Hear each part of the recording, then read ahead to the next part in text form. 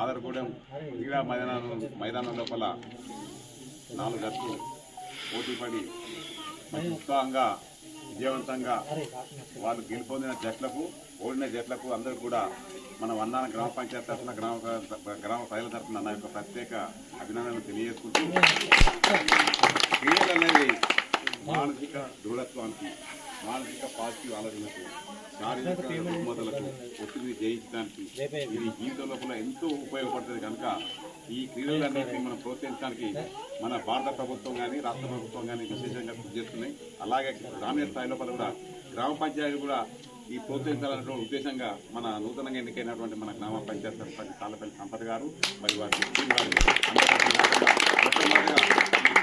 నిర్వహించడం మన గ్రామానికే గర్వకారణం, మన గ్రామ ప్రజలకు కూడా సంతోషకరమైనటువంటి విషయంగా నేను భావిస్తూ ఇలాంటి క్రీడలను ప్రోత్సహించడానికి మన గ్రామ పంచాయతీ తరఫున తర్వాత మన యువతకు ఇది ఒక గ్రామ పంచాయతీ అని కాకుండా మన అటువంటి వాలంటీర్లు కూడా ప్రోత్సాహం ఇవ్వాలని చెప్పి నేను కోరుకుంటూ నా తరఫున కూడా వచ్చే జనవరి 26 నాడు లోపల ఒక టీం నేను మా సర్పంచ్ టీం కలిసి కూడా మీ అందరం కలిసి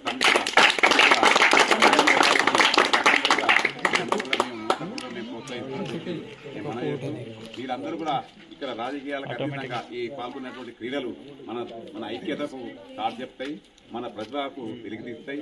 మన ఐక్యతతోని గ్రామాల అభివృద్ధి కానీ దేనికైనా కూడా ఉండటానికి ఈ క్రీడలు అనేది ఒక గొప్ప సదావకాశంగా మనం చూస్తున్నాం. ఇండియా పాకిస్తాన్ ఆడిందంటే ఎంతో ఉత్సాహంగా చూస్తాం.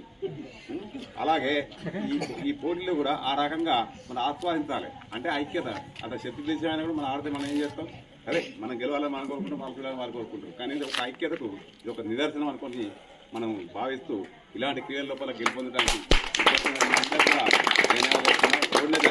కాకూడదు. వచ్చేసారి మేము నిర్వహించేటువంటి మనందరం గ్రామ పంచాయతీ కాకుండా మేము నిర్వహించేటువంటి మేము ప్రోత్సహించి నిర్వహించేటువంటి మీరందరూ కూడా ఇప్పుడు మళ్ళీ ఓడిన జట్టు గెలుపొందాలని చెప్పి వారికి ముందస్తుగా క్రీడలకు ఎంతో ప్రోత్సహిస్తామని చెప్పి తెలియజేసుకుంటూ మీ అందరికీ మంచి అవకాశం మంచి భవిష్యత్తు ఉండాలని మనసారా కోరుకుంటూ సెలవు తీసుకుంటున్నాను.